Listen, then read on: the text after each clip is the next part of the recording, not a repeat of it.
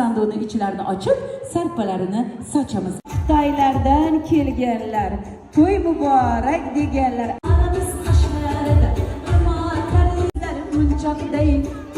Kennoyni achon qilib qo'yamiz, kennoyni mundoq qilib achon qilamiz va muncha nejniy bo'qizday asal. Qaynonajon, qaynona. Yana bir bor muborak bo'lsin deb xonadoningizga kirib kelishdik. Minsa mashin yarashgan. Qiz uchun, ta'lim uchun, tarbiya uchun, ma'rifat uchun hammasiga rahmatlar aytamiz. Farzandlilar ko'p bo'lsin. Voy ana bu. Salom arkadaşlarga, gelin kızlar.